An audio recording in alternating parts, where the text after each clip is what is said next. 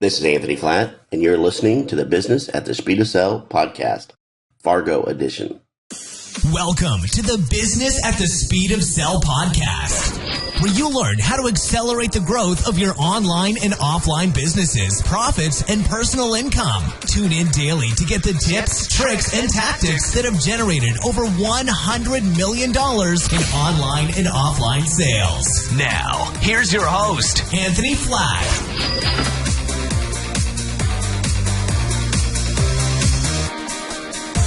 Okay, today is the third and final episode of this Building Your Business by Outsourcing series. Let's get back at it. Another area a lot of people seem to outsource is in the web development or developing websites or having different content written for them. And I do this today. I don't do any of my web development myself. I might go in and do a few tweaks and stuff here and there when I have time in the evenings or on the weekends, but I really don't have time to do web development or manage my website. So I have all of that outsourced, but I have it outsourced very specifically to individuals that are focused on one particular area or another. I have my virtual admin who posts articles on my website, and then I have my web designer who designs the web pages themselves and makes things look good. And I have my graphics guy who creates all my graphics. And then I have a programmer who's actually my security guy who goes in to make sure that my websites aren't being hacked, that goes in and cleans things up, that helps me get my websites more optimized so that the pages load faster. And he's the guy I call on anytime I get an attack on one of my websites or have some kind of strange error or issue that I'm dealing with. Once I find a freelancer that does good work that I'm comfortable with, that works well with me, I want to make sure that I maintain that relationship. I want to have high quality products and high quality services, and I want to make sure that I get that quality when I hire somebody. It's better to be able to hire the same person again and again, and you want to make sure that you're taking care of them by paying them on time and being very loyal to them. And just like any other employee, you need to motivate these guys. You need to encourage them. You need to help, build their confidence in the work that they're doing for you. I'm a very demanding person, and I know oftentimes I am very direct in what I'm looking for and if I like what they're doing or don't like what they're doing. So I oftentimes have to sit back and think about, how can I better communicate with this person and how can I help them understand that I do appreciate the work that they're doing, but that it's not necessarily what I'm looking for, or that it needs to be changed, or it needs to be improved. Those that end up working with me for a long period of time know exactly how to deal with me. And when they provide something that I really like, I make sure I go out of my way to let them know how much I like it. And if they deliver something that I'm not all that happy with, I'll let them know that as well. And they don't take that personally, and they continue to work hard for me. Not all things about outsourcing are good. There are some challenges also.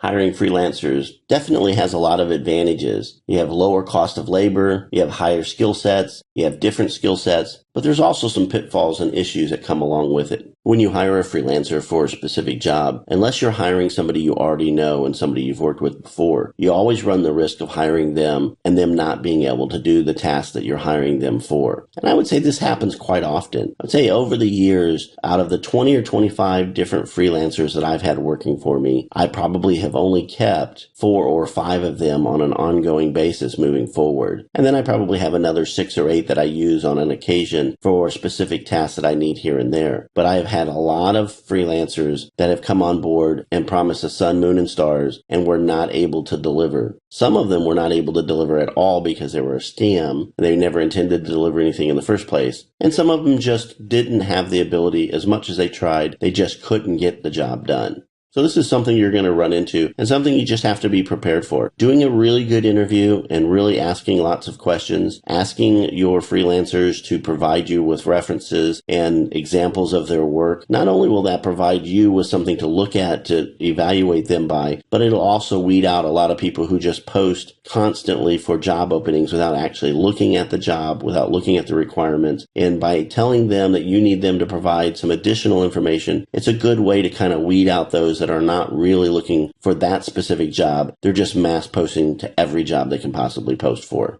Additionally, many of the freelancers are not in the country that you're in. Matter of fact, all of my freelancers are in a different country. And so assigning tasks to them and then being able to manage them and follow up behind them presents its own set of challenges. Now, I like using services and agencies that have software that's built in for managing the amount of hours any of my freelancers work. But there's a lot of projects that you assign that are just task-driven. You hire them to do a certain number of things for a certain price. And the challenge with that is you don't really know until they deliver the final product if they're actually working on your project or not. They may say they're going to complete your project in the next, 2 weeks, and you wait 2 weeks and nothing happens, and they say they need more time, and another 2 weeks go by and nothing happens, and then ultimately you may never hear from them again, or they may never finish the project, or they'll deliver the project in, less than stellar manner with less than quality work. I've had all of those situations happen to me. I've had freelancers completely disappear before I paid them, before they delivered anything. I've had freelancers disappear after I had paid them a deposit. And I've had to work with the service or the agency to get my money back. And a lot of that goes back to them just not being loyal to you and loyal to your project. When you're a company and you hire a full-time employee, the employee understands that they are committed to your company for a period of time, and they give your company full attention. As a freelancer, they're not necessarily committed just to you. They may have multiple projects that they're working on at the same time, and this sometimes leads to a tendency for them to even abandon projects when they get overwhelmed, or maybe they get a better offer, or maybe they get another project that pays more, and then your project becomes a lower priority. And these are just some of the things that you have to deal with when you're outsourcing and you're hiring freelancers. All in all, I'm very happy with the whole process of outsourcing and being able to get things done at a very reasonable price with very skilled people. But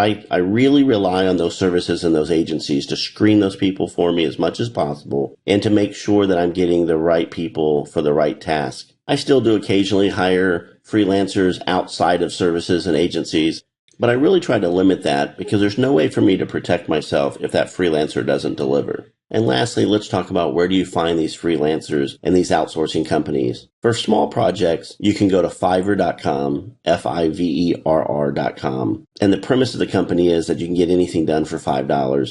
Honestly, most everything I do costs more than $5, but it's still very reasonable. But I go to Fiverr to have graphics done, to have voiceovers done, to have show notes completed, to get transcriptions done. Basically, any small project that is very well defined. You can also get freelancers from any number of other freelancing websites, be it freelancer.com, Elance, Upworks, Guru.com, People by the Hour, Rent-A-Coder. There are a ton of services and agencies out there. So just do an internet search for freelancer and you'll find a long list of them. I use Upworks a lot and I'm very happy with them. Been using them for years. I've also used Freelancer. I've used Elance and I've used several of the other ones, but I kind of go back to Upworks. It used to be called Odesk. Now it's called Upworks, and that's a service that seems to work for me. So I'll wrap all this up by saying that outsourcing is something that I really believe in. It works for me. I've been doing it for years. It's how I've gotten as much stuff done as I've gotten done without me actually having to do everything. I'll outsource everything I possibly can as much as I possibly can. I think there's tricks to finding the right people, and once you find the right people, take care of them so that you can continue to work with them for a long time. And the best way to get started in outsourcing is like anything. Just get started. Find something that you have very well defined, that you know has a very clear beginning and ending. Hire somebody to do that task. Get comfortable with the process of how to go out and recruit somebody, how to hire them, how to get the project completed,